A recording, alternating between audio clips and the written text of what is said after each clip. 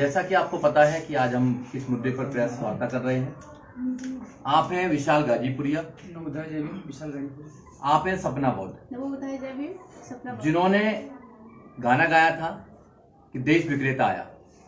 जब से वो गाना पूरे देश में क्या पूरे विश्व में चल रहा है, लोग लगातार धमकी दे रहे हैं, जान से मारने की धमकी दे रहे हैं। इनका 2 साल का बच्चा है, उसको उठाने की धमकी दे रहे हैं। यहाँ तक कि इनका जो स्टूडियो था, छोटा सा एक स्टूडियो था, उसको भी जलाने का काम किया। मैं वहाँ पर्सनली गया था। हमारी नीली क्रांति की जितनी भी टीम है उन्होंने डिसाइड किया था कि आप वहाँ जाएं, देख के आएं।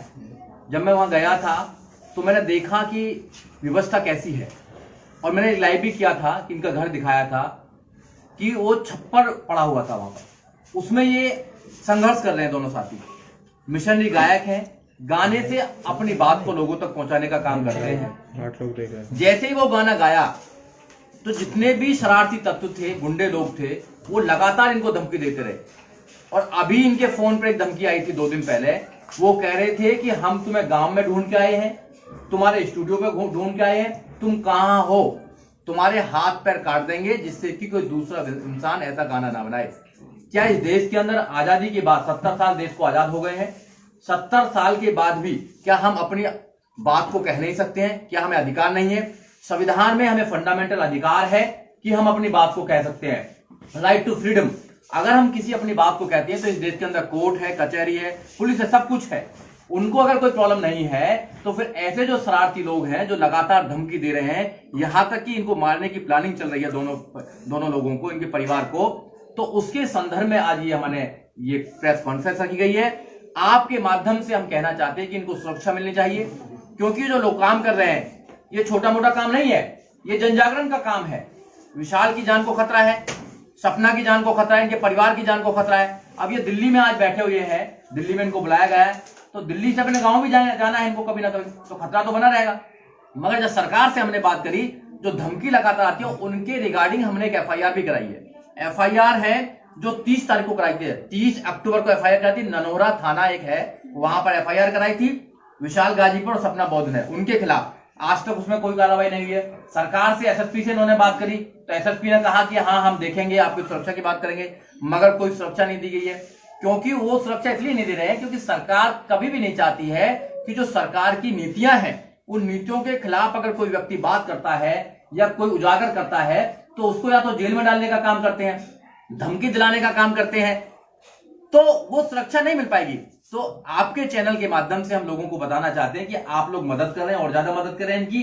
और जो विशाल गाजीपुर और सपना बौद्ध हैं वो उभरते गायक हैं, मिशनरी गायक हैं, वो लोगों की आवाज को घर घर में पहुंचाने का काम करते हैं। वो देश की स्थिति को अपने गाने के माध्यम से लोगों को बताने का काम करते हैं कि देश में हो क्या रहा है। सारा देश सोया हुआ है, आपने देखा लॉकडाउन पूरे देश में चल रहा है, फिर दोबारा शायद लगने की उम्मीद है। तो लॉकडाउन के समय भी वो लोग अपने घरों पर, ऐसी स्थिति में परिस्थिति में भी वो लोग लोगों को जनजागरण करने का काम कर रहे हैं। क्या ऐसे लोगों को धमकी जो लोग देते हैं क्या उनके खिलाफ कार्रवाई नहीं होनी चाहिए? अगर कार्रवाई नहीं होती क्यों नहीं हो रही है? क्या सरकार की इसमें सहनाई है?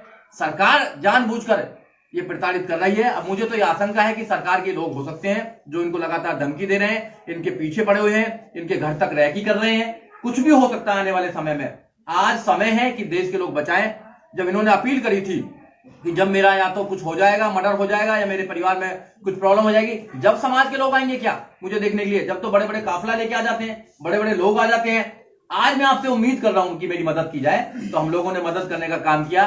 मैं ही नहीं कर रहा, बहुत सारे लोग, देश के ज्यादातर लोग इनकी मदद करने का काम कर रहे हैं। और जो संविधान के माध्यम से अपनी आवाज को उठाने का काम कर रहे हैं उनको दबाने का काम करती है, जेल में डालने का काम करती है, झूठी FIR लगाने का काम करती है। तो साथियों की बात आपने सुनी। मैं दोनों साथियों से चाहूंगा कि एक जो इनका गाना नया भी आने वाला है कि कहां न्याय पाओगे बहुजन, उसकी 2 लाइन गाएं और 2 लाइन करके फिर उसको समाप्त करेंगे। देखिए, आप लोगों को पता है कि इस देश में हम लोग जो लड़ाई लड़ रहे हैं उसके लिए न्याय नहीं मिल पा रहा है। अपने हक अधिकार की लड़ाई लड़ने के बाद भी न्याय नहीं मिल पा रहा है। उस पर भी मेरा ये गाना रिलीज होने वाला है, कल लॉन्च हो जाएगा आप लोग के माध्यम से यूट्यूब पे, VG म्यूजिक कंपनी पे। गाना है कहाँ न्याय पाओगे बहुजन, कहाँ न्याय पाओगे, कहाँ न्याय पाओगे बहुजन, कहाँ न्याय पाओगे।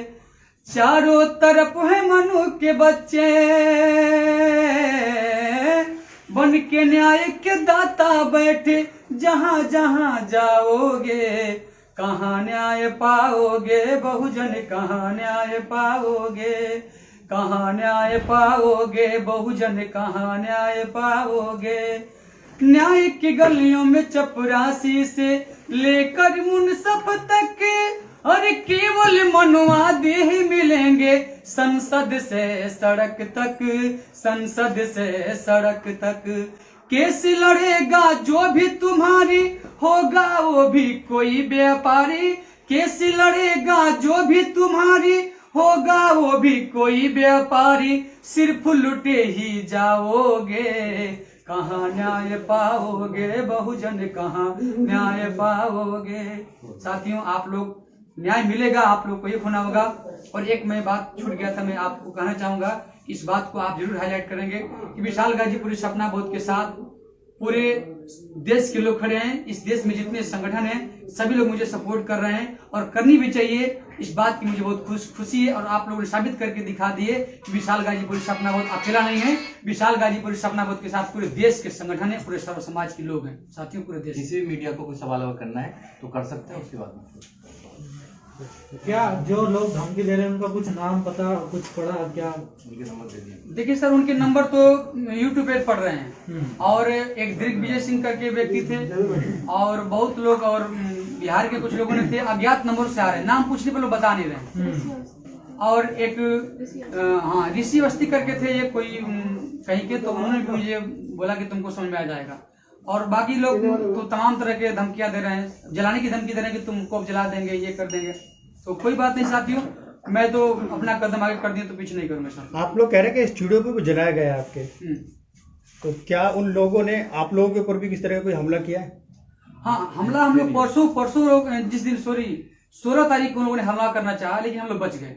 16 को जिस दिन हम लोग यहाँ पे आना था तो उन लोग तरीके से कहीं से हम लोग देख लिए थे, तो मेरा पीछा किए उन लोगों ने, लेकिन हम लोग रुक गए शहर में रुक करके और फोन किए, 2-4 मेरे साथ हुए, फिर हम लोग सफर के लिए। आपने कोई पुलिस में शिकायत की है इस चीज की? हाँ, SC/ST का मुकदमा भी दर्ज कर दिया गया। क्या कहते हैं अधिकारी इस चीज को? वो बोल रहे हैं कि उस पर योजना चल रहा है, सीओ साहब योजना कर रहे हैं, उस पर कार्रवाई चल रही है। आपने प्रशासनिक तौर पे सहायता की कोशिश की है कानूनी प्रक्रिया से, क्या किसी राजनीतिक पार्टी या किसी राजनीतिक नेता से आपने मुलाकात की इस मामले में, या किसी ने आपको पहल की? खुद वहाँ के सांसद जो बसपा से आते हैं उनसे कोई आपने मतलब? देखिए सर, हमने बात अपने जिला अध्यक्ष से कहा, तो सर जी ऐसी बात है, आप लोग अगर सपोर्ट करें, तो उन लोगों ने इस बात को संज्ञान में लिया और हमारे परम श्रद्धेय बहुजन समाज पार्टी के जो परम श्रद्धेय भदौरिया साहब जी हैं उन्होंने भी ट्वीट किए, और जो ज्ञानचंद्र दिनकर साहब जी हैं, परम श्रद्धेय ज्ञानचंद्र दिनकर साहब, उन्होंने भी मुझे ट्वीट करके, और सांसद महोदय हैं उनका भी कोई स्टेटमेंट नहीं आया है, और उनके पास हम लोग कैसे, उनका नंबर भी मेरे पास नहीं है, और नंबर है तो जिला अध्यक्ष साहब का है, उनकी अपनी बात उनके पास रखे थे, वो अपनी बात उनके पास रखे होंगे, लेकिन उनके तरफ से भी, लेकिन यह है कि पूरा सबका सपोर्ट है मेरे पास। सुधीर सम्राट जी, किस प्रकार से आप इनकी सहायता करेंगे? देखो, मैं तो एक नागरिक हूँ और एक संगठन भी चलाता हूँ, कार्यकर्ता हूँ उसका, तो मुझे लगा कि पेशे से आप एक वकील भी? हाँ, वकील भी हूँ मैं, तो मैं FIR भी मैंने देखी, FIR भी कराई है, FIR लोगों ने कराई है, SC/ST एक्ट में FIR हुई है। अधिकारियों से बात करने का मौका भी मिला तो उन्होंने कहा कि भाई हम कार्रवाई कर रहे हैं, पर मुझे आशा है कि कार्रवाई होगी, बट निराशा बहुत ज्यादा है, क्योंकि जो सरकार है वहाँ की वो लोगों के खिलाफ है, जो सरकार की गलत नीतियों को लोगों तक पहुंचाने का काम करते हैं। उनमें एक विशाल जी भी हैं और सपना बोध भी, उन्होंने गाना गा दिया, वो कभी नहीं चाहेंगे कि कोई उनकी कोई बात रखे या उनकी कोई कमियों को बताने का काम करे, तो वहां से सुरक्षा मिलना मुझे लगता है कि नहीं मिल पाएगी। समाज से ही हम व्यवहार करते हैं, मैं भी समाज का व्यक्ति हूँ, मैं वहां गया, मैंने देखा, मुझे लगा कि ये सुरक्षित नहीं है, तो मैंने इनको इनवाइट किया कि आप आए, हमारे घर पे भी हैं और समाज है वहां पर, तो अब इनका पूरा इंतजाम किया जाएगा, यहाँ पर जैसा भी होगा समाज के माध्यम से किया जाएगा, तो इनको सुरक्षित रखा जाएगा। लेकिन आप कह रहे हैं कि पुलिस प्रशासन से कोई इतनी उम्मीद नहीं है, तो आप क्यों नहीं कोर्ट की तरफ गए? फिर कोर्ट से आप गुहार लगा? प्रोसीजर चल रहा है, बिल्कुल प्रोसीजर चल रहा है, उसमें हम अभी काम कर रहे हैं, उसमें भी कोर्ट से भी उम्मीद करेंगे हम अभी एप्लीकेशन बना रहे हैं, SC/ST कमीशन में भी जाएंगे, ह्यूमन राइट्स कमीशन में भी जाएंगे, उसके बाद में हम वहाँ होम मिनिस्टर पे भी जाएंगे कि आप सुरक्षा दें, ना दें उनका काम है, देंगे जब अच्छी बात है, हम काम करेंगे पूरा प्रोसीजर। विशाल, एक सवाल और, इस घटना से लेके अभी तक कितना समय हो गया और कितने दिन हो गए होंगे कि अभी तक सरकार ने आपकी नहीं सुनी है, पुलिस प्रशासन ने नहीं सुना है, कितना समय हो गया इस बात को? देखिए सर, ये लगभग 1 महीना हो चुका है। 1 महीना। और 1 महीना से हम लोग अपने 2 साल का बेटा को लेकर के अपना लोकेशन चेंज कर करके 2 दिन उनके घर 2 दिन उनके घर, मोबाइल स्विच ऑफ करके लोकेशन ऑफ करके हम लोग अपना छुपते फिर रहे हैं। जी। एक सवाल मेरा आपसे, क्योंकि मुझे सर डर नहीं है, एक बात, मैं जो छुप रहा हूँ तो मैं डर नहीं रहा हूँ, उन लोग से डर नहीं रहा हूँ, क्योंकि मैं सतर्क हो रहा हूँ, क्योंकि मैं जिंदा रहूंगा तो लंबा काम करूंगा और मेरे समाज मेरे साथ खड़े हैं। अब उनको पता चल गया है, जो गुंडे तबके के लोग हैं उनको पता चल गया है कि विशाल गाजीपुर सपना बहुत अकेला नहीं, उनके साथ पूरा देश खड़ा है, पूरे समाज के लोग खड़े हैं। एक सवाल है, जैसा कि बहुजन समाज पार्टी की सुप्रीमो है मायावती जी, उनको भी लोग टारगेट करते हैं, गाली देते हैं, और आपको भी जैसे कि धमकी दी जा रही है, आपको निशाना साधा जा रहा है, इसको किस तरह से देखते हैं सर? ये समाज क्या आप जीने नहीं देता क्या दलितों को? देखिए सर, उनकी तो शुरू से ही नीति रहा कि हम सभी को छल कपट से मार करके जातियों में बांट दिया, बांटने के बाद गुलाम बना दिया। और अब हमारे समाज के लोग बाबा साहब डॉक्टर अम्बेडकर की वजह से पढ़ लिख करके जब विद्वान बन रहे हैं, रुपया पैसा कमा रहे हैं, तो उनको देखा नहीं जा रहा है। वो चाहते हैं कि ये कैसे गाड़ी चल रहा है, कैसे अच्छा गाना गा रहा है, कैसे अच्छा कपड़ा पहन पा रहा है, उनको देखा नहीं जा रहा कि जो व्यक्ति मेरे गुलामी किया करता था वो आज जो है कि डीएम कलेक्टर बन गया है, आज मुख्यमंत्री बन रहा है, आईएएस। घर में अगर कोई भी गार्जियन अगर कोई गलत कदम उठाते हैं तो उनके घर के सदस्य लोग आवाज उठाते हैं। उसी प्रकार से हम देश के नागरिक हैं और हम देश की संपत्ति के साथ अगर खिलवाड़ होगा, हमारे देश की संपत्ति को उथल पुथल सरकार करेंगे तो हम उस पर आवाज उठाएंगे। सर, मेरा एक सवाल है कि जैसे कि ये कलाकार हैं, गीतकार हैं, तो इनको गाने पे धमकियां मिल रही हैं, तो हमारे समाज में बहुत सारे ऐसे लोग हैं जिन्हें की परेशानी है, कुछ ऐसी परेशानियां हैं जिनका वो सामना नहीं कर पाते, चाहे वो पढ़ाई लिखाई के मायने में हो या फिर वो कुछ करना चाह रहे हैं या फिर इनके जैसे गीतकार बनना चाह रहे हैं, तो तमाम प्रकार की ऐसी दिक्कतें आती है जो शहर में आके करना चाहते हैं। क्या उन सब का कोई निवारण है? जो सक्षम लोग हैं क्या उनकी सहायता करेंगे किसी? नहीं, बिल्कुल आपका वाजिब सवाल है। जो लोग हैं सक्षम लोग हैं, जो बाबा साहब के माध्यम से रिजर्वेशन के माध्यम से अच्छी सीटों पर बैठे हैं, अच्छी पोस्ट में बैठे हैं, उनकी ड्यूटी है कि उन लोगों की मदद करें। हम जैसे मदद कर रहे हैं, हमारी भी किसी ने मदद करी थी। हम जब वकील बने, काला कोट पहन के बने, हमारी भी किसी ने मदद करी थी। बाबा साहब ने मदद करी, मानव काशीराम साहब आप आए। ऐसे ही हमारी ड्यूटी बनती है कि जितने लोगों की मदद करते हैं करें, क्योंकि एक दूसरे की मदद करने से ही बात बन पाएगी। आपका बिल्कुल बाजी जवाब है। जो लोग वो टैलेंट है गांव के अंदर, उसको भी निकालना चाहिए, मदद करना चाहिए। मदद तो यही है ना।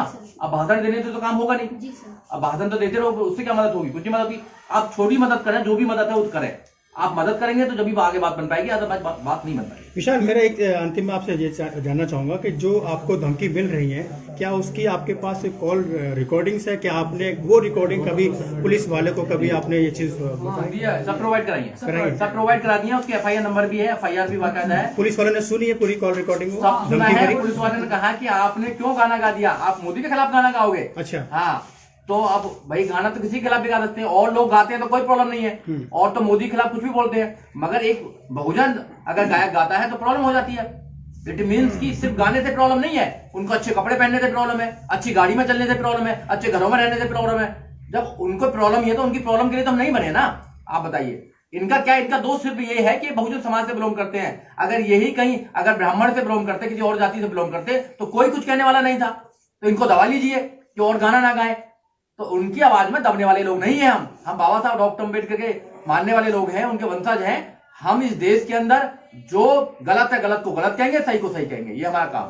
एक सवाल है, जैसे कि जो हमारी बहुजन महिलाएं हैं, उनको क्या संदेश देना चाहेंगी, जैसे कि आप गायक हैं? हमारे जितने भी समाज में सिंगर हैं या स्पीच के माध्यम से समाज में करना चाहती हैं, बाबा साहब ने सबसे पहले प्राथमिकता महिलाओं को दी है। बाबा साहब ने सबसे पहले प्राथमिकता महिलाओं को दिए हैं। और हमारे आज मुझे उदाहरण ले लीजिए कि मैं आज कुछ भी गा बजा रही हूँ तो बाबा साहब की देन से।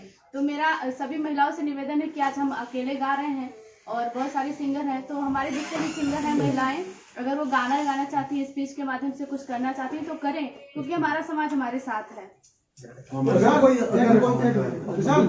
जब ये गाना आपने गाया था, आपको आगाह किया गया था कि इस गाने को आप प्रदर्शित ना करें, क्योंकि कहीं ना कहीं ये भविष्य में आपको दिक्कत देगा।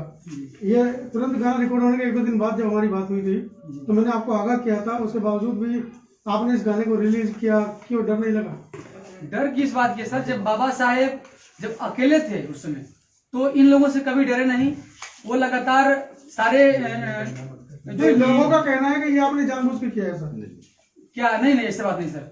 हमने जो किया है, गाना जानबूझ के किया कि मैं इस देश की संपत्ति के साथ खिलवाड़ नहीं होने देंगे, क्योंकि इस देश के नागरिक हैं। मैंने जो गाना गाया है सच्चाई पे, किसी के नाम नहीं लिया है, और इस गाने से लोग को दिक्कत हो रही तो लोग बोले कि नहीं। और इनके आप वीजी म्यूजिक पे जाएंगे, V for Vishal, G for Ghazipur music वहां भी पड़ा हुआ है, और ये आपको अपना अकाउंट नंबर दे देंगे। जो लगाना चाहते हो लगा के, जो भी मदद कर सकते हैं, 1 रुपया दें, 2 रुपया दें, मैं ये नहीं कह रहा कि बहुत बड़ी मदद करें, जो भी मदद कर सकते हैं इनकी मदद करें, क्योंकि आज इनको जरूरत है मदद की। क्योंकि आपने घर भी देखा होगा इनका कैसा घर है, और इनकी भी परिस्थिति देखी होगी।